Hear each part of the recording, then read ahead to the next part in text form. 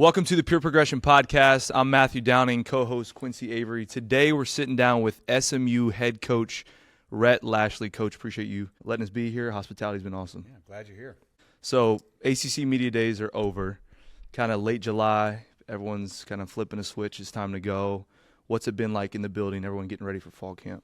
Yeah, I mean, everybody's excited. You know, it's like first day of school. Everybody's rested, recharged, and everybody's hopeful about the season.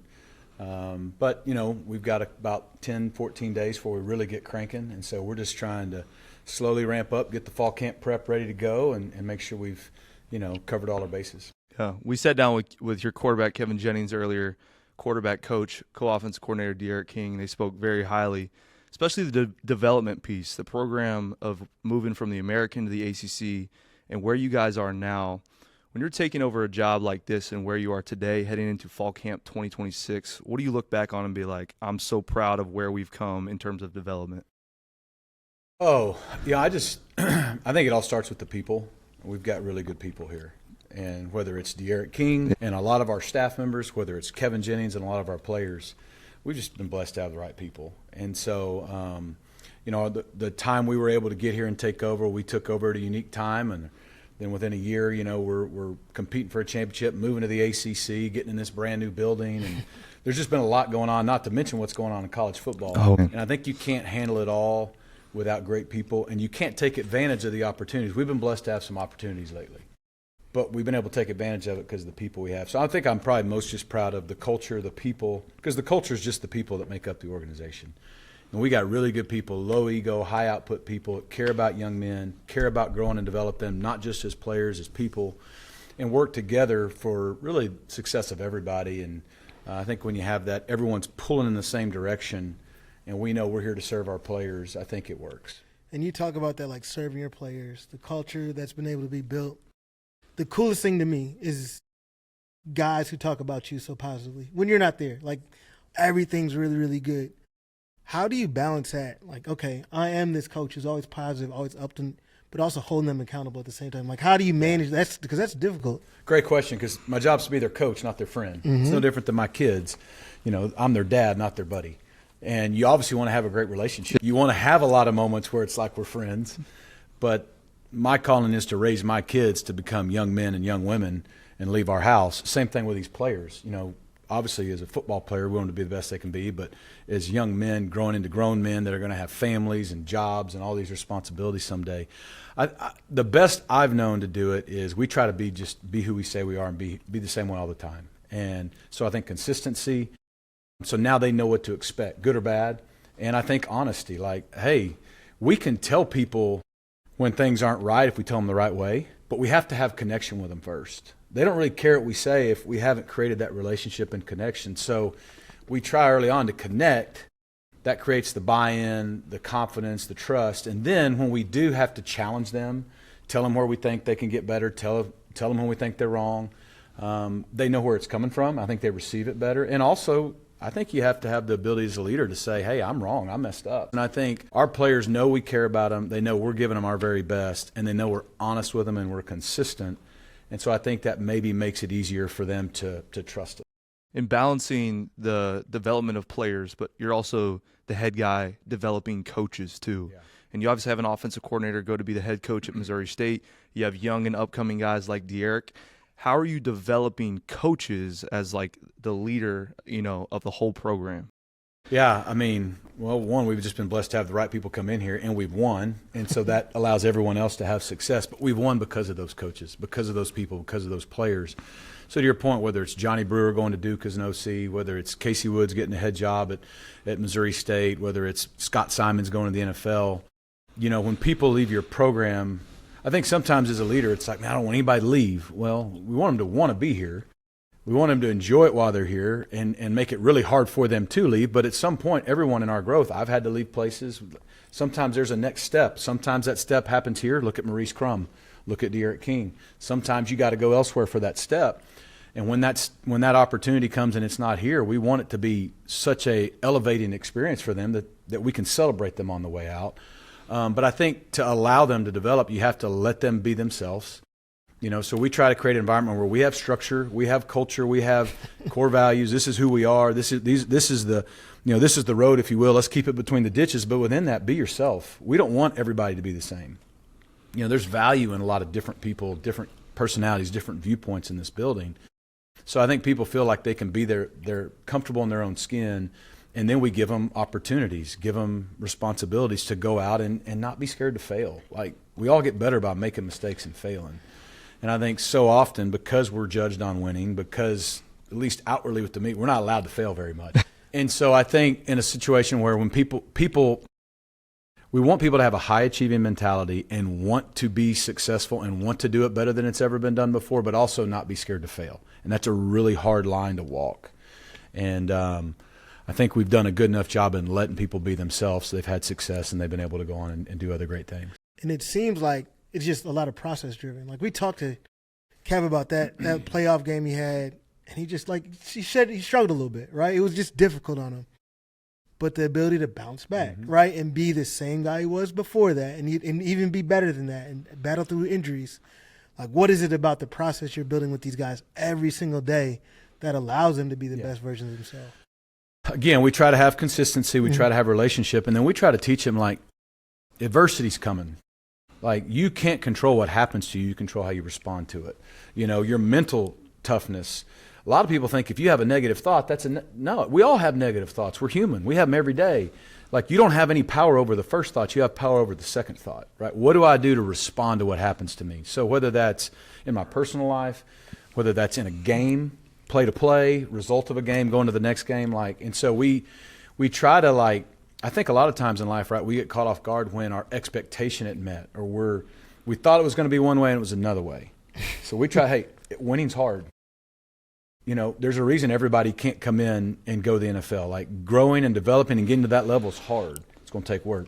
Hey, winning a game's hard. Winning multiple games is hard. Winning 10 games in a year is hard. So it's going to be hard. Every game, there's going to be those moments where that mindset starts to say, oh, we're going to get beat, or I can't believe this is going this way, or I just threw a pick. Yeah. We all have that. That's fine. There's nothing wrong with that. It's what do we do with that? How do we respond to that?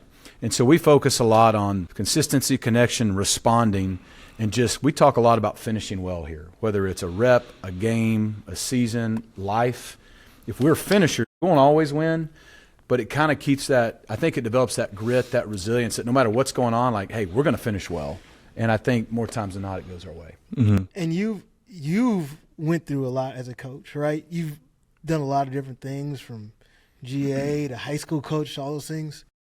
When did you realize, like, I'm ready to be the head coach for one of the biggest college institutions in all the country? Like, when it was like, I know you go from Miami, like, when are you ready? Yeah, it's a good question, because becoming a head coach is a lot like getting married or becoming a dad. There's no manual.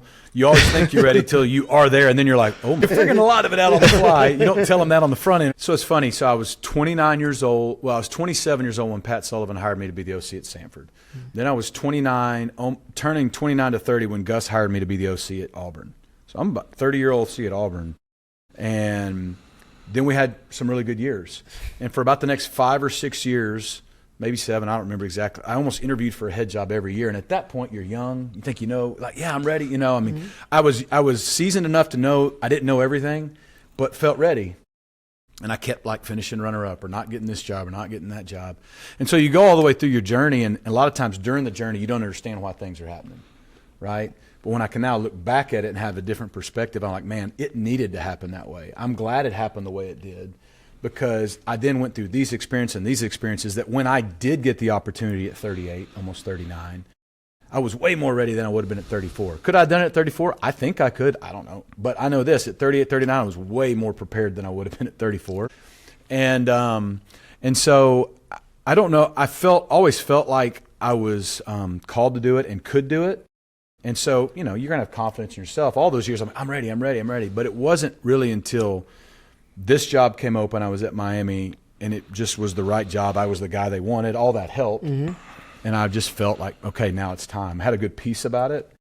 Not that I didn't in the past, but now looking back, I'm really glad it worked out the way it did. And now I'm the guy who, look, I'm fortunate. I get hired at a place I had familiarity with at the right time to be here. And then within 2 years, I'm a P4 head coach without even leaving a job. So if I had to trade 5 to 7 years of waiting for that, probably worth it. And it seems so cool. Like, you just seem solid in this spot because you hear, hey, everybody wants you last year. And it's just like you're locked in. You're building community, building a culture. A lot of guys who want to be here, kids who want to be here. Like, even Kevin, like, he wanted to be back here. There's teams out there, I'm sure, beating down his door. Yeah. Like, you've built something that makes everybody want to be a part of your culture.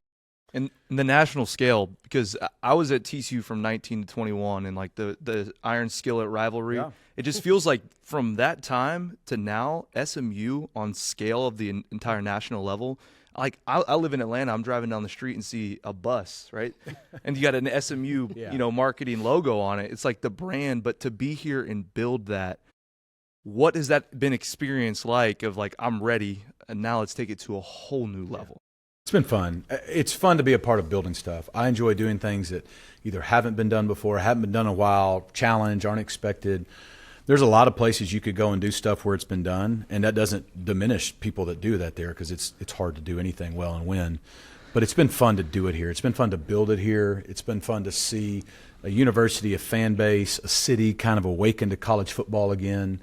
And to your point, like, we are happy here. We're not comfortable here. We got a lot of work to do, but we are happy. We're content, and we feel wanted. We feel supported, and we got great kids. And I look at it like we think there's still more to be done, and we can do it here.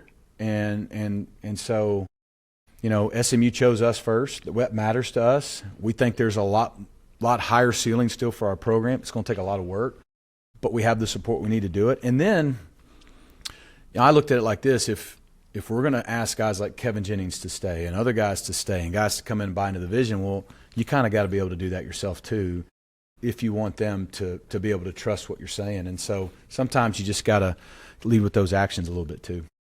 And on the football side, you've built a program that's going to score points. Like, you're the offensive guru, offensive mastermind. I've been criticized lately. We haven't gone for it on fourth down and nut lately. We're ready.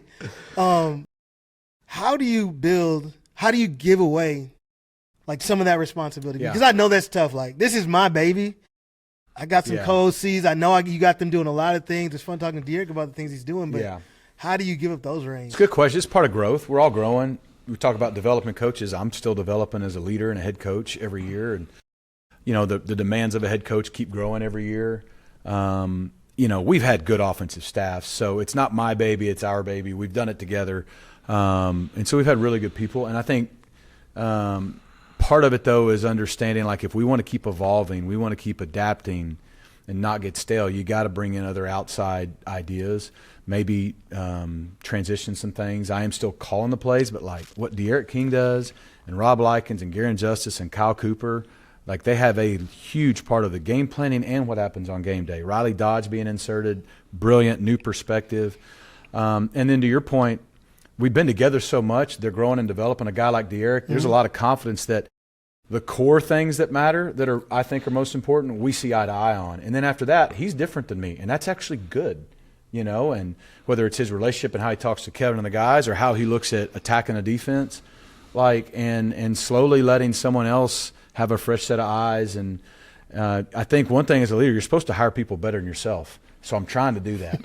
And, the moment I feel like someone else is going to do a lot better than me, then I'll do it. It's not as much like I want to win. And I don't like transferring the responsibility to others and putting that burden on them when I can carry it. But also recognize I need a lot of help to carry the burden we got to carry. And so it's just trying to juggle that and figure out what fits for us. And we got some really good guys here qualified to do it, and probably before too long, they'll be doing it way better than I could. And then evolving, like you said, the minds together, but specifically players, because you see so often, quarterbacks maybe don't succeed because they're plugged into a system and they're meant to fit the system. But evolving an offense around a guy, so coaching a guy like Kevin and seeing what he does really well. As a staff, how do you guys communicate or even bring together new ideas to bring out the best attributes from your players? Great question. We believe in players over plays. We have a system. We have a philosophy that we, generically stay with, but it's got a broad enough framework that we feel like we can adapt it to our players. Particularly start with quarterback. It's all about the quarterback. We've got to learn those guys, and as we learn them, put them in position to be successful. It doesn't mean we're not ever trying to help them get better in areas they want to get better, but at the same time, like, let's take their strengths and accentuate those, and then take the pieces around them and do what they do best. If your quarterback's not successful, you're not going to win. So it's our job to put him in a position to be successful, right? And then everyone else around them, do the best we can for them, but we're all supporting the guy. It's everyone in the program's job to help our quarterback be successful. Players, staff, coaches. That's job number one if we want to win. It's the same way in NFL, right? And I think every quarterback's different. Whether it's Kevin Jennings and De'Aaron King, there's similarities, there's a lot of differences. Whether it's Shane Bichelle and those guys, whether it's Tyler Van Dyke, whether it's Nick Marshall, Cam Newton, Jarrett Stidham, like, you can go on and on. Tanner Mordecai, Preston Stone, they're all different. There's certain things that kind of you have to be able to do to play quarterback at the collegiate level. They can all do. And then after that, it's no different than a throwing motion. And I know you're a guru at that. Like, when they get to the age we're dealing with them, a lot of that motion's set. Am I going to try to be stubborn and change your motion, or am I going to take what you do well and build it the best we can for you to be successful? Because ultimately it's our job to win games and to make you the best you can be. And hey, Kevin's slot is different than De'Aaron's, is different than Tyler's, and for us to overhaul that probably wouldn't help them be the best they can be. But within that, how can we feature them in a way they can be successful? Yeah. And then as you guys head to 2026, building off the 2 years that you've had with Kevin as your starter, team developed, and you look back to that college football playoff year of like, okay, we've learned a ton. But as we head into 2026, building on that success, the success from last year, this is a year where we're going to return back to championship level football and then making a run to pursue the playoffs. I think you have to accomplish confidence. You have to have experiences, and you can't have experiences if you don't have experiences at some point, right? So the old saying, act like you've been there before. Well, guess what? We had never been at the college football play. We had never been in that environment.